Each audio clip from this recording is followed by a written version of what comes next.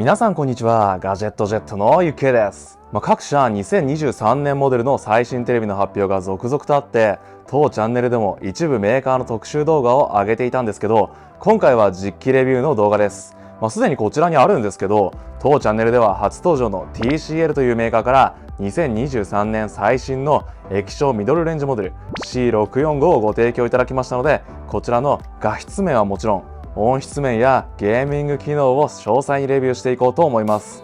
テレビの買い替えを検討されている方や最新のテレビがどのぐらい進化しているのか気になる方にも分かりやすいようにレビューしていきますので、ぜひ最後までご覧ください。また今回は 4K 画質で投稿していますので、画質設定を 4K にしていただけるとより実物に近い映像をお楽しみいただけると思うので、ぜひそちらの設定も忘れずにお願いしますね。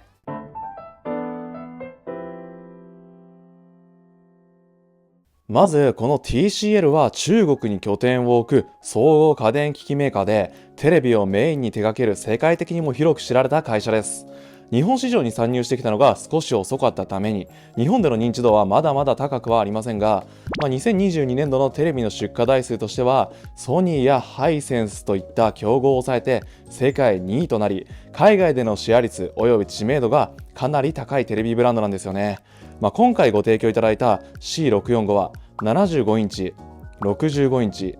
55インチ、50インチ、43インチの5サイズ展開となっていますが、今から紹介するこちら65インチモデルとなっています。2023年モデルではこの C645 とは別にエントリーモデルの P745 とフラッグシップモデルの C845 というモデルが発売されているんですけど、個人的に最もコスパが高くてある程度の機能をしっかりと搭載しているモデルがこちらの C645 だと思います。それでは早速組み立ての方始めていきましょう。それでは組み立ての方完了しました。中にはですね、こういったスタンド類だったり、こちらリモコンですね、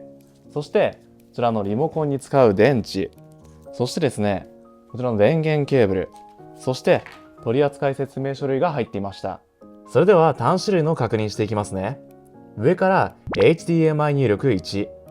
そしてサウンドバーを接続する際に使用する光デジタル音声出力、こちらがヘッドホン端子、そしてビデオ入力端子、BSCS と地デジアンテナ入力端子、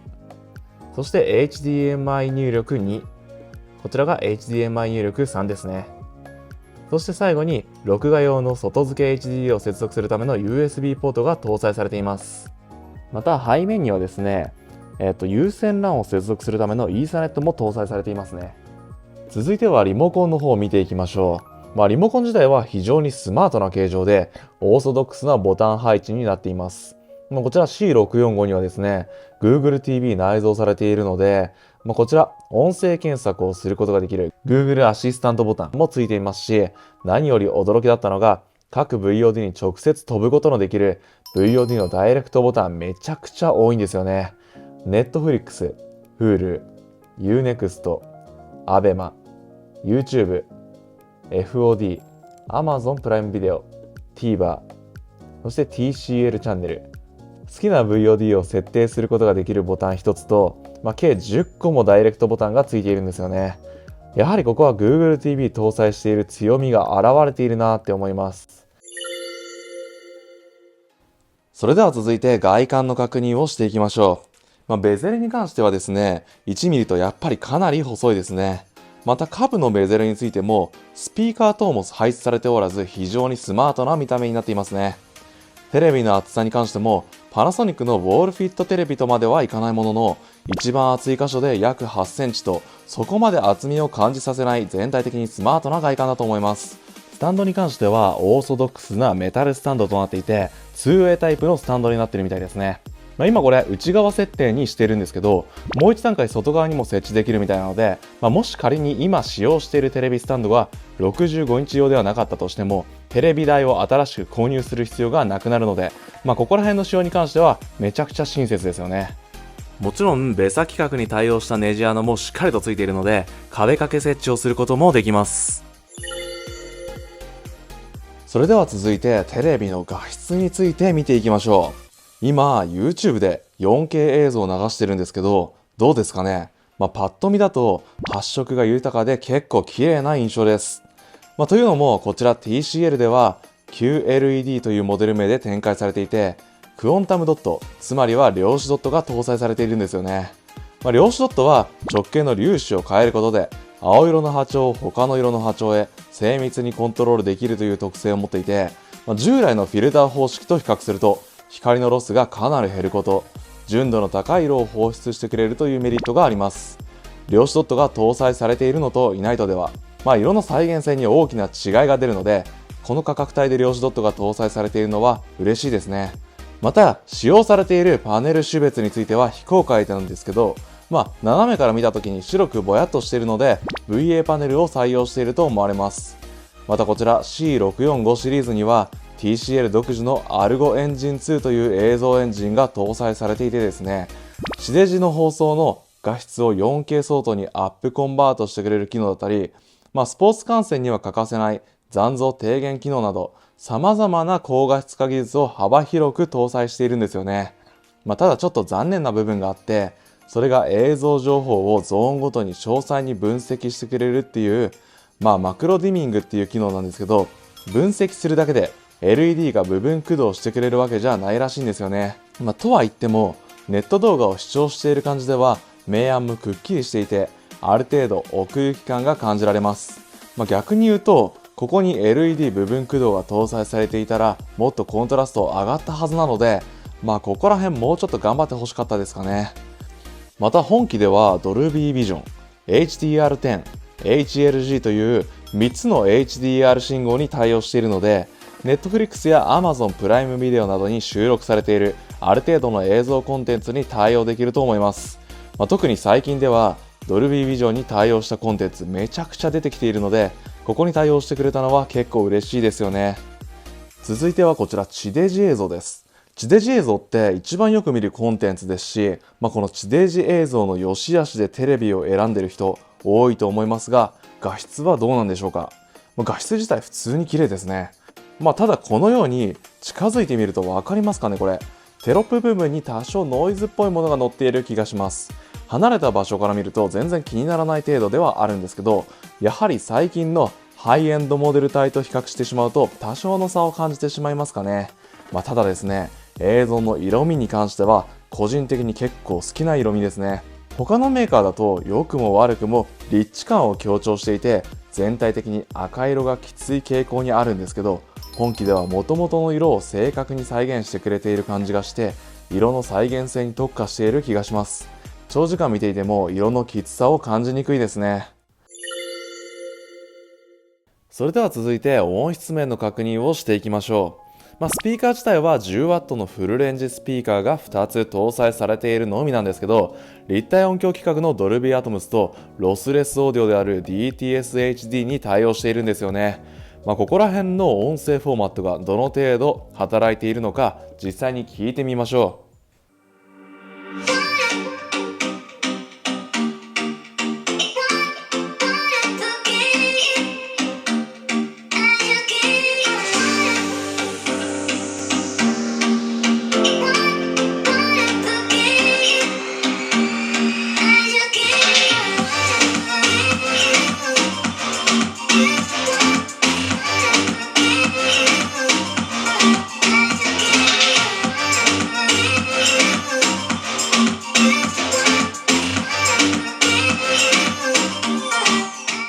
実際に聞いてみていかがだったでしょうか。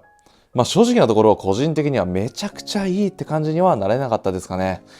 全然普段のテレビ番組とか見る分には全然支障ないんですけど、やはり国内メーカーのミドルレンジモデル帯と比較してしまうと少し物足りない部分がありますね。実際にドルビーアトムス対応のコンテンツも視聴してみたんですけど、ふんわりと音場が広がった気になる程度で、立体音響をがっつり楽しみたいっていう人向けではない気がしちゃいましたね。ただ今年度モデルの最上位モデル C845 シリーズでは音響のスピーカーシステムが組み込まれているみたいなので、そこら辺はもっと音質がいいんじゃないかなって思うんですけど、機会があればそちらもレビューしてみたいと思います。続いてはゲーム機能について見ていきましょう。今回は PlayStation 5でゲームをプレイしてみたいと思うんですけど、本機はですね、HDMI 2.1 の ALLM と EARC には対応しているんですけど、4K120fps と VRR には対応していないんですよね。TCL では昨年のモデルでも HDMI 2.1 にはフル対応していなくて、今年度モデルでは最上位の C845 シリーズのみフル対応してるんですよね。C645 でもフル対応してくれよって思ったんですけど、本機にはそれをカバーするようなゲーミング機能が搭載されているんですよね。それが DLG120Hz ゲームアクセラレータという機能で、本機に搭載されているパネルのリフレッシュレートは 60Hz なんですけど、こちらのゲームアクセラレータが働くことでリフレッシュレートが倍の 120Hz まで向上するみたいなんですよね。詳細な内容は公開されていないんですけど、どうやら垂直方向の解像度を半分にする代わりにリフレッシュレートを上げているっぽいんですよね。そこら辺は正式な発表がないので分かりませんが、早速ゲームをプレイしてみましょう。確かにめちゃくちゃ滑らかに動いてくれていますね。これなら 4K120fps に非対応でも我慢できそうですね。またですね、操作していても映像のラグが非常に少ないように感じるんですよね。こういった FPS ゲームを操作していてもストレスなくゲームを楽しむことができますね。これは本機に搭載されているゲームモードという機能がしっかりと働いてくれているからだと思うんですけど、こちらのゲームモードではゲーム画面に切り替わったことを自動で判断して勝手にテレビ処理速度を向上させてくれてるみたいなんです。応答速度も 1ms と、かなりの低遅延を実現してくれているそうなので、ゲームプレイをするのにもかなり向いているテレビだと思います。それでは最後にその他の機能ということで VOD 関連だったり録画機能を見ていきましょう。こちらの C645 シリーズには OS として Google TV が搭載されているんですよね。VOD を見たいときにはリモコンのこちらですね、 VOD のダイレクトボタンを押すでもいいですし、こちらのホームボタンを押すことで Google TV のスタート画面に飛ぶこともできちゃうんです。こちらやっぱりですね、 Google TV なだけあって操作もこんな感じで結構サクサクですし、個人的にはアプリの配置なんかが一番しっくりくるんですよね。ソニーのテレビでも Google TV が搭載されていて、こういったですね、Netflix、Hulu、YouTube、ABEMA、TVer なんか、どんな VOD にも対応しているので、やっぱり OS の中では一番信頼度が高いんですよね。また Google TV を搭載しているだけあって、Chromecast ビルトインやAirPlay 2などのミラーリング機能も使えるんですよね。スマホなんかで撮影したホームビデオなんか一瞬でこちらのテレビに映し出すことができるので、そういった点も Google TV 搭載モデルならではの特徴機能かなと思います。そして録画についてもこういった外付け HDD を接続することで、自由に好きな番組を録画することができます。ただ地デジ BS、CS4K 放送すべてダブルチューナーなので、同じ時間帯の番組を同時に録画することができないんですよね。最近のテレビだとトリプルチューナーが増えてきているだけあって同時録画できないというのはちょっと残念な気がします。さて今回は TCL さんより2023年最新の液晶ミドルレンジモデル C645 をご提供いただきましたので、こちらの画質面や音質面、ゲーミング機能等を詳細にレビューしてきました。こちら気になる点も多少あったんですけど、量子ドットが搭載されていて色彩表現が高かったり、ゲームプレイ時にはリフレッシュレート 120Hz が実現できたりと、かなり面白い製品だったんじゃないでしょうか。そしてこちら気になるお値段なんですけど、こんな感じです。43インチで8万円前後、50インチで9万円前後、55インチで10万円前後、65インチで12万円前後、75インチで17万円前後と、国内メーカーのミドルレンジモデルと比較するとかなりお安いんですよね。この価格帯で今回紹介した内容の性能であれば確かにコスパ高いなって思っちゃいますよね。前の動画でも特集したハイセンスなんかも今まではバリュー路線で国内展開していたんですけど、今年度から一気に路線変更してハイエンド路線に切り替わっているんですよね。こういった中で、こうやってバリュー路線振り切ってくれているメーカーも珍しいんで、今後も一段とバリュー路線極めていってほしいと思います。それでは最後に TCL の C645 シリーズがどんな方に向いているのか簡単に紹介して終わりにしましょう。そこそこいい画質でテレビを鑑賞したい方、テレビでよくゲームをされる方、テレビでよく VOD を鑑賞される方、